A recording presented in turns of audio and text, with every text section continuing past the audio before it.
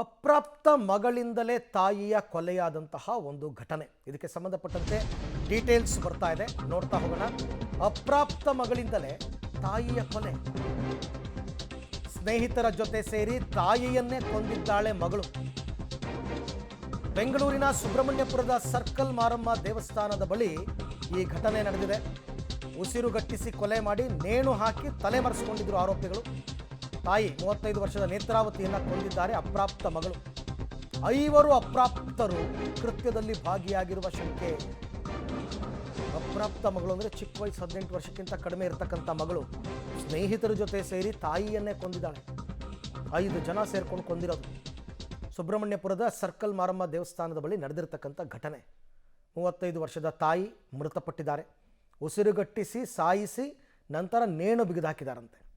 ಅಂದರೆ ಇದು ಸುಸೈಡ್ ಅನ್ನೋ ರೀತಿಯಲ್ಲಿ ಆಗ್ಬಿಡ್ಲಿ ಅನ್ನೋ ಲೆಕ್ಕಾಚಾರ.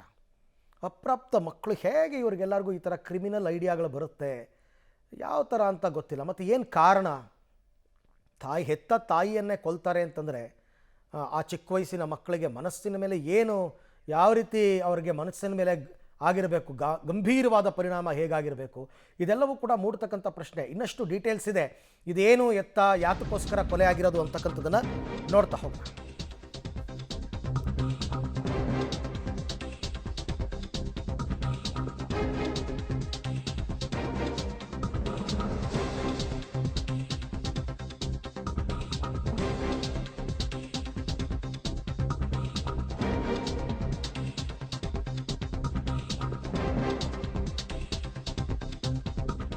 ನೋಡಿ, ಎಂತೆಂಥ ಜನ ಇರ್ತಾರೆ ಅಂತಂದರೆ, ಹೇಳಿ ಕೇಳಿ ಅವಳು ಅಪ್ರಾಪ್ತಳು.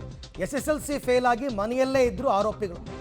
ಮಗಳು ಕೂಡ SSLC ಫೇಲ್ ಆಗಿದ್ಲು, ಮನೆಯಲ್ಲೇ ಇದ್ಲು ಅಂತ ಗೊತ್ತಾಗಿದೆ. ಆದರೆ ಆರೋಪಿಗಳ ಗ್ಯಾಂಗ್ನಲ್ಲಿರುವ ಚರಣ್ ಜೊತೆ ಆಕೆಗೆ ಲವ್ ಅಂತು. ಮನೆಗೆ ಆಗಾಗ ಬಂದು ಹೋಗ್ತಾ ಇದ್ದ ಬಾಯ್ ಫ್ರೆಂಡು. ಇದನ್ನು ನೋಡಿ ಆ ತಾಯಿ ಎಚ್ಚರಿಕೆ ಕೊಟ್ಟಿದ್ದಾರೆ. ನೋ, ನೀನು ಮಾಡ್ತಿರೋದು ರಾಂಗು, ಅವನನ್ನು ಸೇರಿಸ್ಬೇಡ ಮನೆಗೆ, ಇದೇ ಥರ ಮಾಡಿದ್ರೆ ಪೊಲೀಸ್ ಕಂಪ್ಲೇಂಟ್ ಕೊಡ್ತೀನಿ, ಹಾಗೆ ಹೀಗೆ ಅಂತೆಲ್ಲ ಒಂದಷ್ಟು ಹೆದರಿಸಿದ್ದಾರೆ. ಅಷ್ಟಕ್ಕೇ ಪ್ಲ್ಯಾನ್ ಮಾಡಿ ಆ ಚಿಕ್ಕ ವಯಸ್ಸಿನ ಮಕ್ಕಳು ತಾಯಿಯನ್ನೇ ಕೊಂದಿದ್ದಾರೆ. ಅಪ್ರಾಪ್ತ ಮಗಳು ಅಂದರೆ ಬಾಯ್ ಫ್ರೆಂಡ್ ಮನೆಗೆ ಬರೋದನ್ನು ವಿರೋಧಿಸಿದ್ದಕ್ಕೆ ಈ ಕೆಲಸ. ಸರ್ ಅವ್ರು 4 ಜನ ಇದ್ದರು. ಅದೇ ಗಂಡ ಹೆಂಡತಿ ಮಕ್ಕಳು ಅಂತ ಬಂದರು. 2 ವರ್ಷ 2.5 ತಿಂಗಳು ಇರ್ಬೋದು ಸರ್. ಬಂದದು 2 ವರ್ಷ 2.5 ವರ್ಷ ಒಳಗಡೆ ಇರ್ಬೋದು, ಅದು ಅಂದಾಜು ಗೊತ್ತಿಲ್ಲ ಸರ್. ನಮಗೆ ಗೊತ್ತಾಗಿದ್ದು ಸೋಮವಾರ ಸರ್. ನಾನು ಡ್ಯೂಟಿಗೆ ಹೋಗಿದ್ದೆ. ನಾನು ಇಲ್ಲೇ ವರ್ಕ್ ಮಾಡೋದು, BBMPಯಲ್ಲಿ ವರ್ಕ್ ಮಾಡೋದು. ಅಲ್ಲಿ ಕೆಲಸ ಮಾಡ್ತಾಯಿದ್ದೆ. ನನ್ನ ಹೆಂಡತಿ ಒಂದು 12:15 ಇರ್ಬೋದು ಸರ್, 12:15 ಅದು ಗೊತ್ತಿಲ್ಲ, ಇದಿಲ್ಲ. ಯಾರೋ ಬಂದು ಗೊಳೋ ಅಂತ ಹೇಳ್ತವ್ರೆ ರೀ, ಈ ಥರ ಬನ್ನಿ ಅಂತ ಅಂದರು. ಏನಮ್ಮ ಯಾರೋ ಮ್ಯಾಗಡೆ ಮನೆಯವ್ರು ಸತ್ತೋಗ್ಬಿಟ್ಟವ್ರೆ ಅಂತ ಹೇಳಿದ್ರು. ನನಗೆ ಅದೇ ಗಾಬರಿ ಆಯಿತು. ಸೀದಾ ಬಂದೆ. ನಾನು ಬರೋ ಅಷ್ಟೊತ್ತರಲ್ಲಿ ಅವ್ರ ಪೊಲೀಸ್ ಅವ್ರ ಸಂಬಂಧಿಕರೆಲ್ಲ ಇದ್ದರು ಸರ್. ಅದು ಇಲ್ಲೇನು ಎದುರುಗಡೆ ಬ್ಯಾಂಕಲ್ಲಂತೆ. ಮಗಳು ಏನು ಕೆಲಸಕ್ಕೆ ಹೋಗ್ತಾ ಇದ್ರೆ ಏನೋ ಗೊತ್ತಿಲ್ಲ, ಅದು ಐಡಿಯಾ ಇಲ್ಲ ಸರ್. ಅದು ನನಗೆ ಗೈಡ್ ಗೊತ್ತಿಲ್ಲ. ಯಾರೋ 2 ಹುಡುಗರು ಓಡಾಡ್ತಾಯಿದ್ರು. ಯಾರಪ್ಪ ಅವರು ಅಂತ ಕೇಳ್ದ. ಅಣ್ಣ ನಮ್ಮೇನು ಅಕ್ರಮ ಮಕ್ಕಳು ಯಾರೋ ಸಂಬಂಧರು ಅಂತಂದರು. ನಾವು ಅದಕ್ಕೆ ಸುಮ್ಮನೆ ಆಮೇಲೆ ಅವ್ರು ಖಾಲಿ ಮಾಡೋಕ್ಕೂ ಹೇಳಿದ್ದು. ಖಾಲಿ ಮಾಡಿಬಿಟ್ರಿ ಅಂತ ಹೇಳಿದ್ರೆ ಈ 10ನೇ ತಾರೀಕು ಕೂಡ ಖಾಲಿ ಮಾಡ್ತೀನಿ ಅಂತ ಹೇಳಿದ್ರು. ಅದೇನೋ ನಮ್ಗೆ ಗೊತ್ತಿಲ್ಲ ಸರ್. ಏನು ಸೌಂಡಿಗೆ ಏನೂ ಇದಿಲ್ಲ ಸರ್. ನಾವು ಎಲ್ಲಿ ಸರ್ ನೋಡಿ ಆಡೇ ಇರ್ತೀವಿ ಅಷ್ಟೇ. ಮೇಲೆ ನಿಂತ್ಕೊಂಡು ಚೆನ್ನಾಗಿದ್ರು ಸರ್ ಮಗಳು.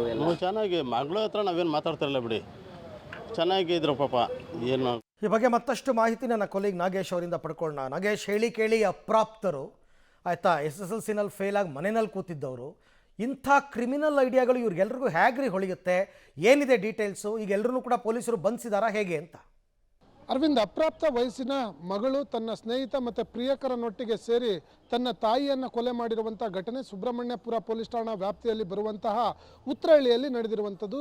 ಶನಿವಾರ ಏನಿದೆ ಅವತ್ತು ಪ್ರಿಯಕರನೊಟ್ಟಿಗೆ ಮನೆಯಲ್ಲಿದ್ದಂಥ ಸಂದರ್ಭದಲ್ಲಿ ತಾಯಿ ವಿರೋಧ ಮಾಡಿದ್ಲು ಅನ್ನುವಂಥ ಒಂದೇ ಒಂದು ಕಾರಣಕ್ಕೆ ತನ್ನ ಸ್ನೇಹಿತರು ಮತ್ತು ಪ್ರಿಯಕರನೊಟ್ಟಿಗೆ ಸೇರಿಬಿಟ್ಟು ಆಕೆಗೆ ಉಸಿರುಗಟ್ಟಿಸಿ ಕೊಲೆ ಮಾಡಿರುವಂಥ ಘಟನೆ ನಡೆದಿರುವಂಥದ್ದು. ಘಟನಾ ಸಂಬಂಧಪಟ್ಟಂತೆ ಅವರ ಸಹೋದರಿ ಅಂದರೆ ಮೃತಪಟ್ಟಂಥ ನೇತ್ರಾವತಿಯ ತಂಗಿ ಮನೆಗೆ ಬಂದು ನೋಡಿದಂಥ ಸಂದರ್ಭದಲ್ಲಿ ಗೊತ್ತಾಗತ್ತೆ. ಆಕೆ ನೇಣು ಬಿಗಿದ ಸ್ಥಿತಿಯಲ್ಲಿ ಇರ್ತದೆ. ಅನುಮಾನ ಬಂದಂಥ ಸಂದರ್ಭದಲ್ಲಿ ಆಕೆ ಸಹೋದರಿ ಅನಿತಾ ಸುಬ್ರಹ್ಮಣ್ಯಪುರ ಪೊಲೀಸ್ ಠಾಣೆಯಲ್ಲಿ ದೂರನ್ನು ಕೊಟ್ಟು ತನಿಖೆಯನ್ನು ಮಾಡುವಂಥ ಸಂದರ್ಭದಲ್ಲಿ ಅವರ ಮಗಳೇನಿದ್ದಾಳೆ ಆಕೆ ಅಪ್ರಾಪ್ತ ವಯಸ್ಸಿನ ಮಗಳು, ಆಕೆಯ ಶವ ಸಂಸ್ಕಾರಕ್ಕೂ ಬರಲ್ಲ ಅನ್ನುವಂಥ ಕಾರಣಕ್ಕೆ ಅನುಮಾನ ಪಟ್ಟು ಕಿಡ್ನಾಪ್ ಪ್ರಕರಣವನ್ನು ಸುಬ್ರಹ್ಮಣ್ಯಪುರ ಪೊಲೀಸ್ ಠಾಣೆಯಲ್ಲಿ ದಾಖಲಾದಂಥ ಸಂದರ್ಭದಲ್ಲಿ ಅವಳ ಮಗಳ ಫೋನ್ ಟ್ರ್ಯಾಕ್ ಮಾಡಿದಂಥ ಸಂದರ್ಭದಲ್ಲಿ ಬೇರೊಬ್ಬ ಯುವಕನ ಜೊತೆ ನಿರಂತರವಾಗಿ ಸಂಪರ್ಕದಲ್ಲಿರುವಂಥ ವಿಚಾರ ಬೆಳಕಿಗೆ ಬರುತ್ತೆ. ಪೊಲೀಸರಿಗೆ ಅನುಮಾನ ಬಂದು ಕರೆ ತಂದು ವಿಚಾರಣೆ ಮಾಡಿದಂಥ ಇರುವಂಥ ಸಂದರ್ಭದಲ್ಲಿ ಸ್ನೇಹಿತ ಮತ್ತು ಪ್ರಿಯಕರನೊಟ್ಟಿಗೆ ಸೇರಿ ಉಸಿರುಗಟ್ಟಿಸಿ ಕೊಲೆ ಮಾಡಿರೋ ಬಗ್ಗೆ ಒಪ್ಕೊಂಡಿದ್ದಾರೆ ಅನ್ನುವಂಥ ಮಾಹಿತಿಗಳು ಕೂಡ